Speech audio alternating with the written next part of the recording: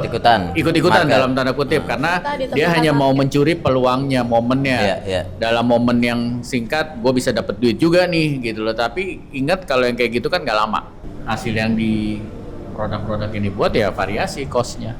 Karena kita nggak bisa pakai cost yang tadi lu bilang berapa di bawah misalkan 35 ya. 35 ya. Berarti setiap makanan, setiap apa yang gue bikin harus di 35. Iya. Jadi jangan kesana, dikit-dikit kesana, dikit-dikit kesana. Jadi, pendapat yang pertama tadi agak dicoret sedikit. Ternyata di dalam cost juga ada kreativitas ternyata. Saya harus catat. Nggak boleh ini dilupakan. Kreativitas itu ada di mana-mana. Di ruang sempit pun ternyata ada kreativitas. Dia harus mendengarkan dulu. Listen to understand. Baru. Saya sorry. Nggak ngerti. Nggak ngerti kita. Ya udah, kita syukuri aja. Kita syukuri aja dia ada di sini duduk di sini bersama kita. Walaupun tangannya pernah jatuh, tapi gua nggak tahu itu. Kapan ya? Nggak ngerti gua. Tapi ya kita syukuri aja. Syukur lu jatuh. Tapi ini yang menarik ya, kita lagi ngobrol-ngobrol gini, dia ngomongin kendaraan, gue pernah nyari masalah.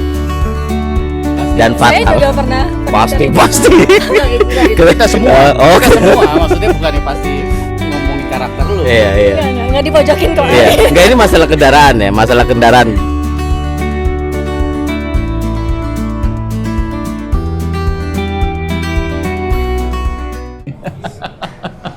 Obrolan 3 jaman. 2025 Zaman yang berbeda. dan titik seterusnya. Fill Oke. in the blanks. Bulan ini temanya revenue and cost. Ini idenya Bapak ini nih. Ya nggak? Iya. Iya aja. Iya aja. Karena ada banyak pertanyaan yang datang ke Pak Jeffrey ngebahas soal revenue and cost. Iya. Baik itu di kantor ataupun di dunia usaha, kira-kira seperti itu. Dan ternyata memang setelah kita diskusikan bertiga, ini suatu topik yang nggak bisa lepas, ya penting untuk punya pengetahuan ini. Betul.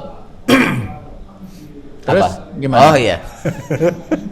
Bapak ini. Iya. Iya, maksudnya sekolah akuntansi atau sekolah ekonomi atau apapun, walaupun kita nggak kesana, tapi ya kita harus ngerti kan? Iya, betul. Iya. When I was young, Artinya?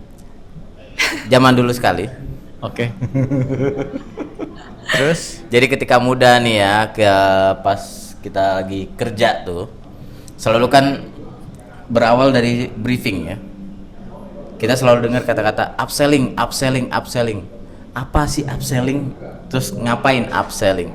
Berjalan waktu ternyata ketemu yang namanya kata-kata revenue sama cost. Oh, ini dampak dari upselling ternyata ke revenue sama cost. Kita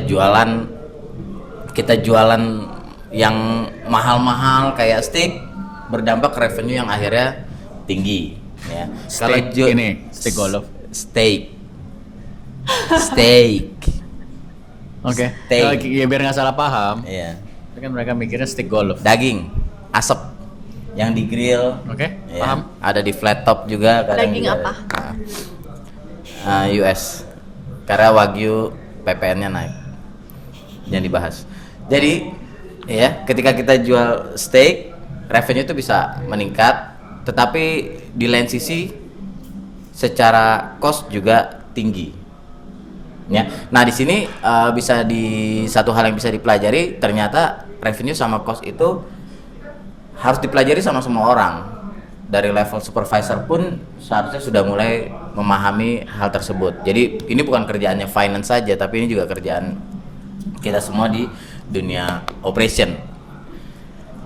Nah, sebuah statement yang ditanya nih, yang nanti juga saya akan tanya sama Anda berdua, terutama Anda juga yang udah punya bisnis perhiasan.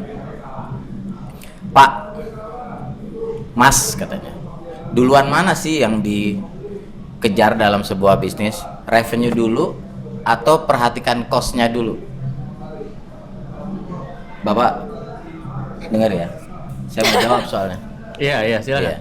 Nah, sebenarnya saya bisa jelaskan ini dua hal yang berbeda.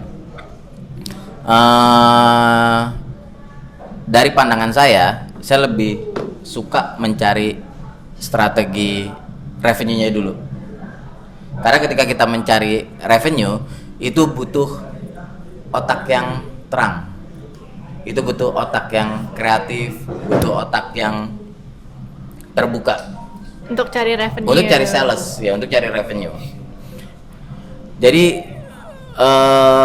butuh strategi yang bagus untuk mencari revenue ya. Harus keluar, mungkin harus berpikir yang tadinya revenue-nya cuma mikir di dalam restoran aja orang duduk, harus mulai mikirin supaya naik apa ya, selain naikin harga ya, bukan cuma strategi naikin harga, mulai mikirin cari catering, mikirin private dining, mikirin mungkin outside catering keluar juga ya. Beda halnya kalau misalnya kita terfokus sama cost. Ketika kita fokus sama cost, yang kita kerjakan adalah efisiensi, mengganti ingredient, mengurangi ingredient, terus mencatat waste, mencatat spoil. Nah ini kan sebenarnya hal-hal yang secara harfiah manusia tuh rada males ngerjainnya, karena hemat itu nggak enak. Enaknya jor-joran ya. Makanya jor-joran hidupnya ya, karena hemat itu nggak enak. Hemat sama dicatat itu yang paling nggak enak ya. Yang dibuang harus dicatat karena akan mempengaruhi cost. Yang dipotong nggak dipakai harus dicatat karena mempengaruhi cost. Beda dengan yang nyari revenue tadi ya. Tetapi yang paling sempurna yaitu memperhatikan strategi revenue dan menjaga cost agar sesuai dengan rencana keuangan yang udah dibuat sama perusahaan. Bapak sendiri gimana? Dan ibu nanti pasti berhubungan dengan Ibu dulu deh. Ibu Udah siap kelihatannya. dengan Udah siap. perhiasannya ya enggak? Ketika bikin perhiasan tuh kan kayaknya pengen yang cantik-cantik tuh, gelangnya, Iya. terus cincinnya kayaknya manik-maniknya harus ditambah nih biar indah gitu. Pas dijual ternyata gedean modal ya daripada harga jual. Aduh itu amit-amit ya. Rugi saya. Jadi strateginya gimana? Gimana Bu? Kalau saya nggak ribet sih ya. Jadi yang simpel-simpel aja, soalnya kan juga scope-nya kan juga nggak yang gede gimana kan. Jadi ya kalau saya hitung cost Cost dulu. hitung cost ya, pasti hitung cost dulu kira-kira berapa, terus ya udah dilakukan Baru lah. menentukan harga gitu. Iya, kalkulasinya untuk menentukan harga gitu. Sesimpel itu sih kalau saya, nggak salah. Tapi idenya tetap keluar tuh. Ide untuk ini Bikin tetap gelang-gelang itu tetap ada ya. Walaupun strategi awalnya lebih mikirin cost-nya dulu di awal. Soalnya kan kalau misalkan di field ini kan lebih gampang ya, soalnya kurang lebih sama lah, kurang lebih ya costnya around there gitu. Oke. Kalau misalkan di F&B industry kan beda kan, karena Yeah. costnya juga misalkan kayak sayuran kan lebih murah dibanding daging segala macam, seafood apa segala macam kan Yeah, itu. Jadi ya gitulah. Kalau di jewelry industry lebih simple. Iya. Dan barang-barangnya lebih nggak spoil ya, nggak banyak Nggak yang spoil ya, ya, bisa dipakai nggak ada kapanpun. waste, ya. Nah, Betul. benar-benar. Enaknya itu. Iya. Nggak ada waste jadinya. Pasti ada tuh. Ada sih. Ada? Waste Oh. masih ada, cuman bisa dikontrol lah gitu. Oke. Waste-nya itu kalau menurut gua dia bisa pakainya kapan aja. Kalau F&B makanan minuman kan nggak bisa kapan Nggak aja. bisa karena kepakai ada lagi. umurnya. Ya. Kalau Kalau ini nggak ada umurnya. mau tahun depan juga bisa. Karena Masih kan bisa. dia kumpulan Iya. paling dampaknya storage. Betul. Bapak? Beda kali ya, maksudnya gini, ini yang sering jadi concern gue sih, berdasarkan pengalaman lah ya, sekali lagi berdasarkan pengalaman. Selama ini pada saat orang membuat produk itu seringkali langkah awalnya udah salah, seringkali. Oke. Dalam arti gini, gue termasuk orang yang pada saat mau melangkah melakukan sesuatu itu harus jangan latah, jangan ikut-ikutan. Jadi kalau namanya kreativitas yang mau keluar itu sesuai dengan kreativitas orang tersebut gitu loh. Jadi jangan sampai dia buat sesuatu itu karena Tren ya? tren. Lihat keren ya, bikin Jadi yuk, faktornya gitu. justru dari luar yang menentukan dia gitu loh. Kalau menurut gua lebih baik kalau lu mau bikin nasi goreng yang kayak gimana, yang menurut lu jadi kreativitasnya dari situ gitu loh. Jangan nanti jagonya di pasta, tapi karena nasi goreng lagi tren dia ikutan bikin nasi goreng gitu. Ya bukannya salah ya, tapi maksudnya dalam segala sesuatu konsepnya tuh harus apa ya istilahnya, mungkin yang lebih gampang dimengerti, you need to create your own market. Bukannya salah juga kalau ikut-ikutan dalam tanda kutip, karena dia hanya mau mencuri peluangnya, momennya. Dalam momen yang singkat gue bisa dapat duit juga nih gitu loh. Tapi ingat kalau yang kayak gitu kan nggak lama. Ya kayak dulu bisnis batu, bisnis apapun, teh-tehan atau apapun gitu kan, kayaknya lagi latah ya semuanya ikut gitu. Nggak salah, cuman kita juga harus ngerti umurnya nggak panjang. Gitu loh. Jadi konsep gue kalau untuk produksi sesuatu ya harus ke situ. Apa sih yang keluar dari kreativitas kita, ya kan? Then we set the price, gitu loh. Ya tentunya saat kita set the price kan ada banyak pertimbangan. Yang pertama pasti nggak mau rugi, gitu loh. Tapi produk itu dari situ kalau menurut gue, ya. Dan ini kan sebenarnya gini, kalau waktu lihat temanya revenue and cost ini kan sebenarnya kalau dipikir-pikir ini kan prinsip ekonomi ya. Prinsip ekonomi ya, dimana ini berlaku untuk segala hal, bukan hanya saat bisnis tapi pada saat mengelola keuangan pribadi kan juga. Keuangan keluarga ya. Iya, apa yang lu dapet sama apa yang lu keluarin ya jangan sampai buntung gitu. Betul. Aja kan. Dan setiap orang kondisinya beda-beda gitu. Apa peribahasanya? Besar pasak daripada tiang. Lebih besar pasak daripada pajak. Tiang. Ada dendam pribadi. Nah, jadi prinsip ekonomi ini menurut gue ya memang harus dipahami sama semua orang. Ya kan, pada saat lu mau bisnis, mau kerja ataupun diberikan tanggung jawab untuk mengelola keuangan satu perusahaan, ya prinsipnya harus dipakai banget gitu loh. Ya. Menurut gue itu, ya jadi ada momen-momen tertentu, kondisi tertentu yang tadi Pak Jeff bilang, kita harus keluarin produk baru, tapi kondisi food cost kita saat ini lagi tinggi nih. Jadi kalau lu mau bikin sesuatu, pastikan untuk nolong cost yang tinggi ini, jadi lu harus ciptain produk yang rendah. Memang akan ada sikon-sikon yang seperti itu, supaya jangan setiap kali buat produk, tinggi terus karena gini, salah kaprah itu banyak ya Pak Jeff bilang di awal-awal. Kita dibilang upselling, kita pikir yang kita nggak ngerti kan yang jual yang mahal berarti kan bagus. Ternyata kan belum tentu selalu secara big picture-nya malah jadi beban, boncos gitu loh. Nah jadi pengertiannya ini yang harus didapetin dulu gitu loh. Jadi jangan asal upselling gitu. Barang yang 2 juta ternyata kan cost-nya juga pasti tinggi daripada barang yang 50.000 misalkan. Gitu. Jadi pengertian itu yang harus didapetin dulu gitu loh. Baru lihat situasinya gimana.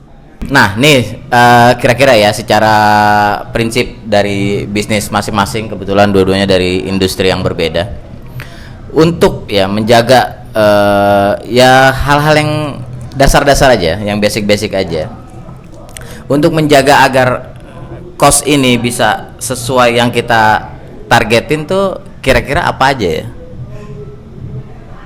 Mbak udah lihat Google? Jadi maksudnya gimana pertanyaannya?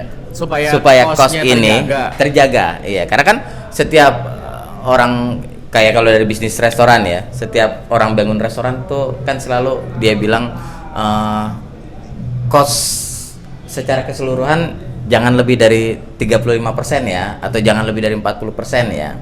Berarti kan memang udah di set tuh, nggak boleh lebih dari 35 atau 40%. Nah itu bagaimana supaya menjaga agar tetap di pos tersebut, atau ketika bikin gelang tuh, satu gelang tuh costnya nggak boleh lebih dari 60% deh, atau satu gelang tuh costnya nggak boleh lebih dari 80%. Nah kira-kira untuk menjaga agar cost sesuai dengan target tuh seperti apa?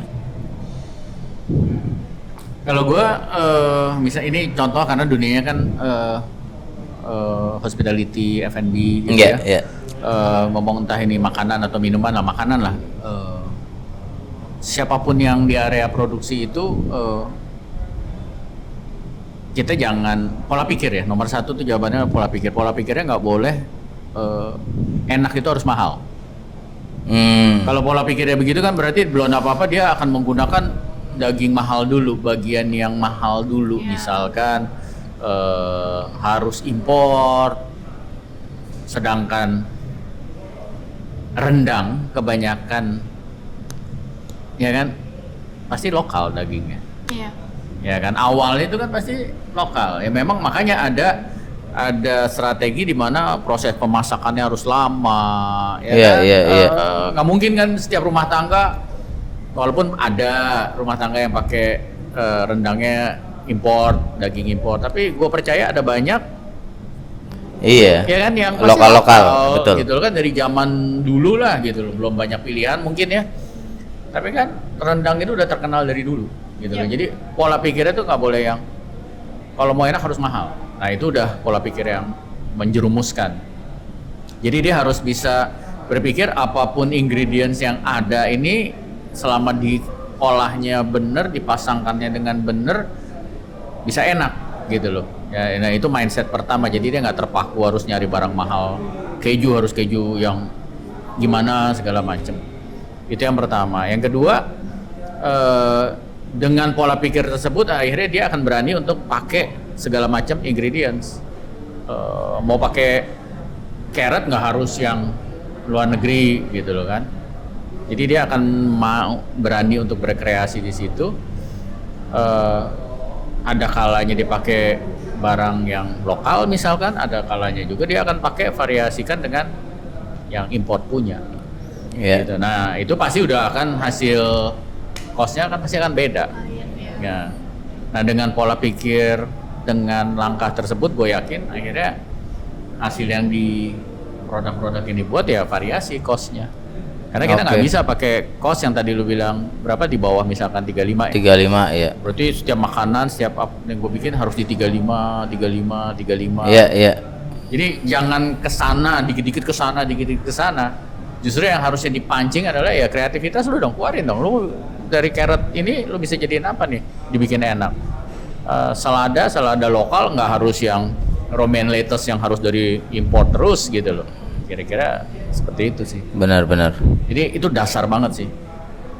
Karena itu banyak sekali dari pengalaman, tiap kali food tasting kok mereka pakainya yang begini. Akhirnya ya cost-nya di situ-situ terus. 35 lagi, di 35 lagi. Sedangkan kita butuh yang 20, 25, 22. Ya kan? Akhirnya dia begitu diarahkan ke situ, di dalam pikirannya langsung bilang, nggak bisa pak. Belum apa-apa udah bilang nggak bisa. Iya. Gitu. Dia ngelihat kayak kualitasnya karena turun. tidak terlatih skills untuk pakai bahan-bahan yang kayak tadi. Kreativitasnya ya. Jadi awalnya jadi jauh dari situ sih. Yes. Ya. Dari orangnya dulu yang harus dibetulin pola pikirnya. Itu ngejagain food cost dari situ biasanya. Menarik. Apa yang ditarik? Menarik. Ada yang mau buat ini tuh. Ternyata ya. Ternyata. Bufannya dulu atau gimana? Kalau saya ya simpel lagi. Biasanya kayak karena it's like artwork gitu. Jadi ya udah I let myself free to mengalir ya di sungai yang luas gitu aja, ya. Kira-kira gimana ya. Terus good.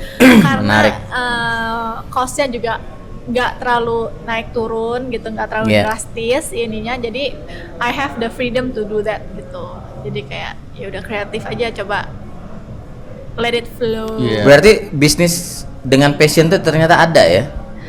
Ada ya. Oh itu yang Anda lakukan selama ini ya. Aduh. Iya. Dan memang itu yang disarankan kan, maksudnya yang love what you do gitu loh. Iya. Work with passion. Tuh guys ya. Jadi ini juga sebenarnya gunanya ngobrol sama temen ya. Ternyata bisa jadi juga banyak hal yang kita tuh kurang memahami ya. Yang tadi di awal gue bilang tuh kalau kita fokusnya ke cost, kreativitas tuh kita jadi nggak ada karena hemat. Udah stres duluan. Iya, jadi kayak stres. Barusan si Bapak Menteri Finance sebelah saya ini malah ngajarin saya, cost-nya boleh 35%, tapi lu juga harus kreatif dong untuk membuat makanan yang enak, bahkan bisa di bawah cost tersebut gitu. Jadi bukan berarti lu pas, ya itu tadi kuncinya sih emang pola pikir, bukan berarti pas lu udah kena 35 lu selalu mikir 35, oh berarti nggak bisa 37 nih, berarti nggak bisa 38 nih. Akhirnya di pola pikirnya tuh yang ada di kepalanya 35-an, 35 mau ngapa-ngapain 35 gitu. Ternyata kreativitas itu pun bisa lahir dari yaitu tadi, dengan patokan 35. Betul. Coba deh kita bikin sesuatu yang lebih dynamic, gunain barang lokal, cost-nya mungkin bisa lebih rendah lagi, atau bahkan bisa dengan rasa enak tuh cost-nya masih bisa di 30%, 31%. Menarik. Itu sebabnya kenapa manusia lebih mahal daripada benda, barang. Iya dong? Iya. Iya. Ini kemana arahnya? Iya benar sih. Ya, berpikir ya. Karena manusianya yang harusnya hidup, bukan benda. Bukan bendanya ya. Ini tanpa manusia benda mati. Betul, sayur, daging ayam itu kan sudah benda mati sebenarnya. Yang menghidupkan ya manusianya. Jadi yang memang harus diasah ya manusianya. Tuh. Gitu. Jadi kayak daging sama hal apapun kalau manusianya nggak bisa ngolahnya. Nah. Ya, menarik ya. Jadi, pendapat yang pertama tadi agak dicoret sedikit, ternyata di dalam kos juga ada kreativitas ternyata. Saya harus catat. Nggak boleh ini dilupakan. Kreativitas itu ada di mana-mana. Di ruang sempit pun ternyata ada kreativitas. Karena yang ada di pola pikir gue tuh, kos itu adalah ruang sempit. Yang gue pikir nggak akan ada kreativitas, ternyata ada kreativitas di sana. By the way, gue masih boleh tanya lagi nggak? Silakan. Boleh. Nggak bayar. Ini ada 2 pertanyaan dari 2 aspek yang berbeda. Ya. Masalah revenue, pendapatan nih. Yang satu untuk keluarga, yang satu pendapatan dari bisnis industri yang lagi dijalanin. Ya. Secara kan dua-duanya pengusaha di bisnis yang berbeda. Amin. Mudah-mudahan makin besar. Amin. Dari sisi usaha, kompetisi semakin besar dong, bener nggak? Yang bikin gelang mungkin dulu cuma 1-2, sekarang mungkin kayaknya tiap rumah udah bikin gelang, udah bikin perhiasan. Bapak juga yang punya rumah makan, 20 tahun yang lalu, 15 tahun yang lalu mungkin cuma ada 1-2, sekarang rumah makan udah ada di mana-mana. Berarti kan secara pendapatan nih antara statis atau turun. Ya nggak tahu, kalau mungkin gelang juga semakin besar karena marketnya besar. Terus kedua pertanyaannya, berkeluarga juga, ketika pendapatan kita nih, gaji kita nih segitu-gitu aja, tapi kan ini pengeluaran nambah terus tuh. Nah, itu antisipasinya seperti apa? Sekali lagi, segala sesuatu ini perlu kerangka. Framework, kerangka berpikir, dan itu penting buat setiap orang ya. Nah, salah satu gue diajarin lah, ya kan, gue belajar, gue diajarin bahwa ada hal-hal yang bisa kita kendalikan, ada hal-hal yang tidak bisa kita kendalikan. Itu basic sekali yang harus kita pahamin. Nah, fokuslah ke hal-hal yang bisa kita kendalikan. Jangan buang-buang tenaga, energi ke hal-hal yang udah jelas-jelas kita nggak bisa kendalikan. Ya, jadi kayak contoh nih, kita nggak bisa ngerubah orang. Ya, itu nggak bisa. Jadi jangan fokus ke sana, karena kalau lu fokus ke sana, akhirnya lu akan melakukan banyak hal yang mungkin judulnya maksa. Ya, gue mau ngerubah dia nih, sedangkan dia nggak ada dorongan untuk melakukan itu, akhirnya gue maksa dia, mungkin dengan posisi gue, dengan otoritas gue akan paksa, kamu harus panjangin rambut misalkan. Dia nggak pengen manjangin rambut karena nggak ada dorongannya gitu loh, tapi mungkin di depan gue dia akan bilang iya, oke bro, iya, tapi begitu dia jalan ke sana dia yang bodoh amat, nggak akan gue panjangin rambut gitu loh, ya kan? Ini Mudah-mudahan, contoh. iya mudah-mudahan anak-anak gue denger ya. Nggak bisa, Dedi nggak bisa panjangin rambut bener. Sampai kapanpun juga. Nggak bisa. Ya kita nggak bisa ngerubah orang. Tetapi yang bisa kita lakukan apa kan? Memberi contoh. Iya. Ya kan? Sehingga orang tersebut mungkin dengan harapan terinspirasi, tergerak hatinya gitu loh. Ya. Jadi lebih baik gue fokus untuk menjaga sikap gue supaya contoh-contoh yang gue berikan itu dampaknya positif buat mereka gitu loh. Nah itu yang fokus ke situ. Nah maksudnya kayak gitu contohnya. Fokus ke hal-hal yang memang bisa kita kendalikan. Nah sama kalau tadi balik lagi ke temanya apa revenue dan cost ya. Ya. Revenue itu kan nggak bisa kita kendalikan. Benar. Iya. Benar. Cost bisa, ya kan? Jadi fokuslah ke hal-hal yang memang bisa kita kendalikan. Revenue itu kan adalah kita nggak tahu nih, kita pengennya sih ada 1.000 tamu datang ke restoran, tapi ternyata yang mampir cuman 600 misalkan. Terus kan kita nggak bisa marah-marah. Yep. Ya kira-kira seperti nah itu kita harus pahamin konsep itu, tapi bukan berarti terus kita nggak melakukan bagian kita dengan berusaha melakukan promosi, marketing segala macam, nggak. Tetap sama kayak tadi food cost ya, tetap kita harus lakukan kreativitas kita. Gimana ya buat lagi yang lebih ini itu kan sesuatu yang bisa kita kontrol. Mau pakai daging import atau lokal? Kita cobalah lokal lah, gitu loh, kita olah. Nah fokus ke situ daripada mana lagi nih barang import yang lebih enak dari ini, lebih enak, bisa nggak ada habisnya, ya kan? Nah tapi maksudnya lebih ke situ, ya. Ada hal-hal yang kita bisa kendalikan, ada yang tidak. Fokus yang bisa ya udah pertajam skills kita, tambah wawasan, sosial media sekarang terbuka. Iya. Oh di sana bikinnya begini, oh di sana mengelolanya, dikelolanya, dimasaknya begini dulu. Wah di sana kok di Padangnya sendiri, misalnya kita ngomongin rendang lagi, kok begini ya ternyata ya. Mereka juga kan bukan restoran mewah yang mereka pakai, tapi kok bisa terkenal. Nah, coba dipelajarin kayak gitu-gitunya. Ini lagi ngidam rendang. Padang kayaknya bisa kita makan Padang ya. Tapi jawaban dia juga memang kalau bisa kita tarik benang merahnya, ternyata berdampak juga di ilmu kekeluargaan ya. Maksudnya ya gaji nggak bisa dikontrol, kita nggak bisa bukan cuma maksa atau bos naikin gaji dong bos, kemana-mana naikin gaji, kan itu hal yang nggak mungkin juga bisa kontrol. Request boleh nggak betul, salah. betul. Kalau ternyata bosnya nggak mau, yang bisa dikendalikan ya kos kehidupan di keluarganya, gaya hidupnya yang dia kontrol. Jadi intinya hidup hemat. Jadi tidak menyalahkan kan akhirnya, karena kalau kayak gitu kan ini bos gua kagak mau naikin ini, lihat makanya hidup gua susah. Karena tapi itu yang terjadi kan. Betul bro. Ini gara-gara chefnya nih nggak bikin makanan yang costnya rendah nih, makanya profit kita kecil nih gara-gara food costnya tinggi terus nih.